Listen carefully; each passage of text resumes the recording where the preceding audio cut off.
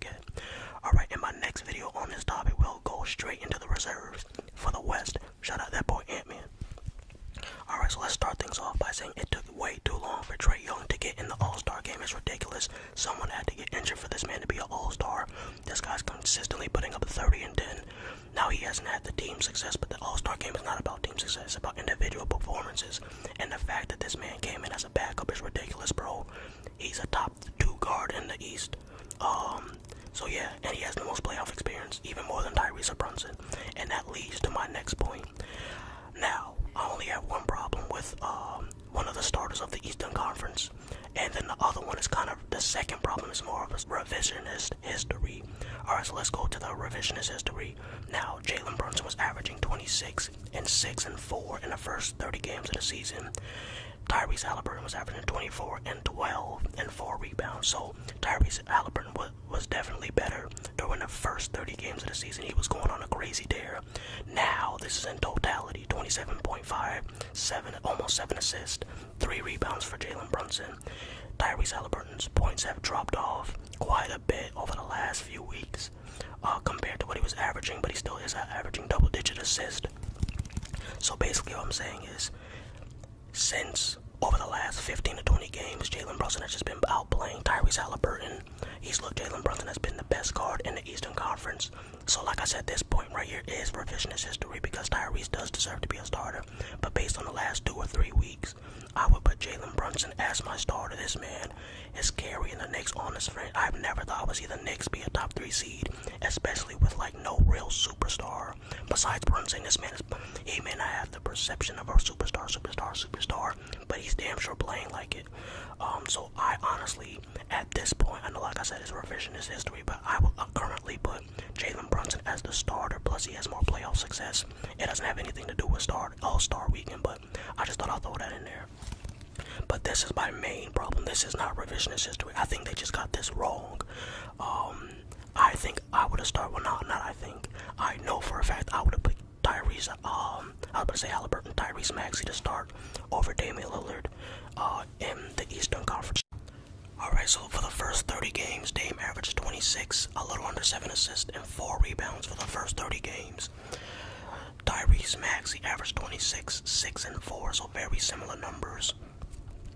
I think Dame's true shooting percentage was like 1 or 2 points higher, but mostly it's about impact. I think Tyrese has just been more impactful of a player on his team than Damian. Almost said Russell Westbrook. I don't know why I was about to say that, but I think he's just been more impactful than Damian Lillard. And I was right about the true shooting percentage. Damian Lillard shooting the 59 true shooting percentage. Tyrese is at 57, but that number has dropped ever since Joel Embiid has left. And I have to give credit. That's another reason why I think Tyrese Maxey should start.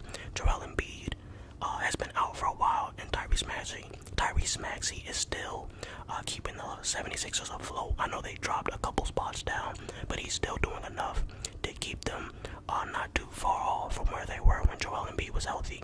So for all those reasons, I would actually start Tyrese Maxey over Damian Lillard. But yeah, I don't even know, is Tyrese Maxey even a point guard, or is he considered a shooting guard? The way I view him, I look at him as a shooting guard, because I know he's more score first compared to getting others involved, but I would start Maxey over Lillard. Alright, so now that we got the 2 guard spots out the way, Tatum is the starter for the East, and as far as small forwards, and I don't think this is even debatable.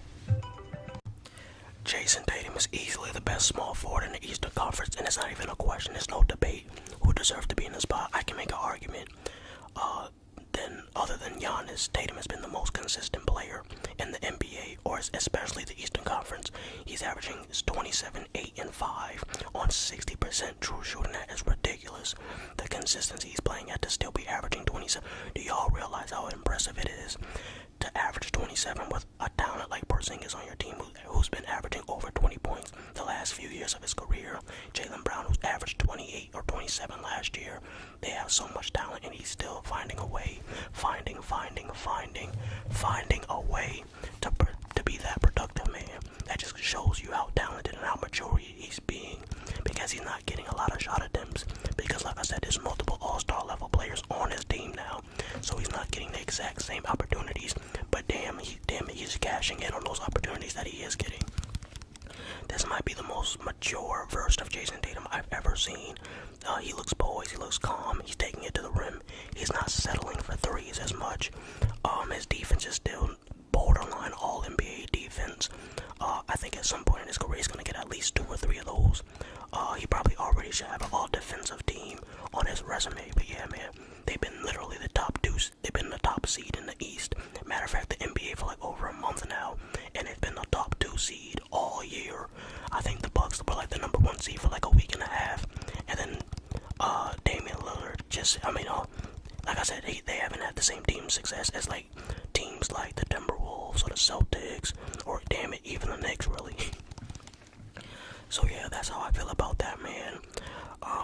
Now the other 2 spots are really clear cut. I mean, like, who else was it gonna be? I mean, did you think the starting center for the East was going to be Bam Adebayo? Did you think it was gonna be Julius Randle, my boy? Hell no, of course not. Even though they're both having pretty underrated seasons right now, and like I said, Bam is playing the best basketball I've ever seen him play. He developed a mid-range shot.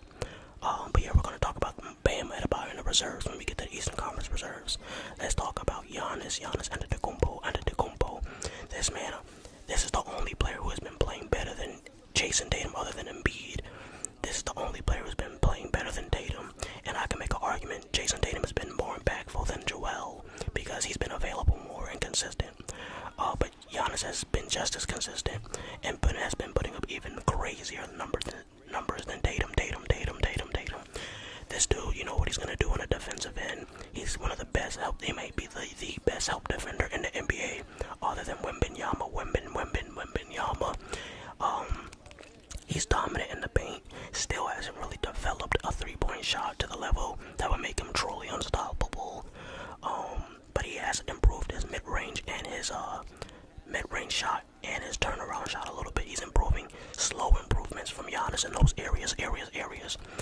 But yeah, I think this guy is just the best player in the East. I don't even think it's close.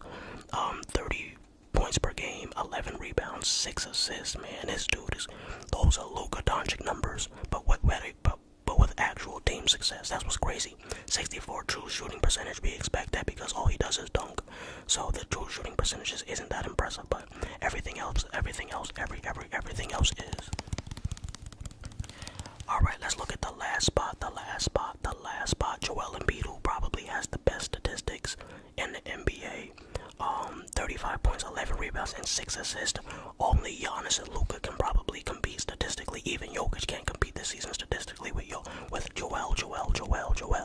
Now, I do think Jokic is the best player in the NBA, especially in the playoffs, because he just doesn't have the weaknesses that Giannis or Embiid has. But for right now, I agree. Joel Embiid, before he went down, looked like the best player in the league. He has the MVP, obviously, as you can see on the screen. This would be his second MVP if he won it in the regular season, if he won it this season. Albeit he's been dominant. They were a top 3 or 4 seed the entire season when he was healthy. Him and Maxey have been unbelievable. I don't think people envisioned the 76ers being this good still after James Harden left, because that was a 20-10 player who left. But Tyrese Maxey and Joel Embiid especially, he has kept them afloat, man. So I agree with the 2 big men. I agree with Giannis. If you don't think Giannis, Tatum, or Embiid deserve to be starters, you're bugging. You don't know basketball, or you just hate them. It must be like how well, I don't hate Shea, but like you must just be trolling them like I troll Shea. But yeah, man. So now, which team do I think is better in terms of starters? That's tough, because you got Giannis, Embiid, Tatum, Dame, and who's the other guard? Oh yeah, Tyrese and Dame. Is that better than Luka, Shea, Jokic, KD, and Bron? I think they have more defense. They low-key might be.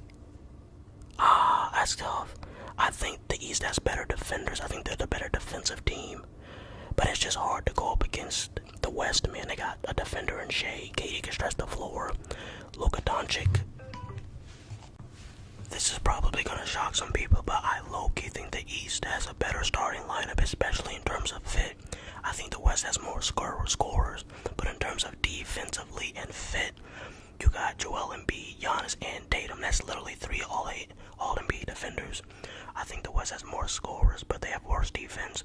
Only Shea is really a defender at this point. KD is a good help defender, so is LeBron, but I don't think the West is as good defensively, and they have a lot of ball-dominant players. Kevin Durant, ball-dominant. Shea, ball-dominant. Luka, ball-dominant. KD, doesn't really need the ball, but I think I like the fit of the East, but it's going to come down to the reserves, I think, so we don't know which one has the best reserves yet. Stay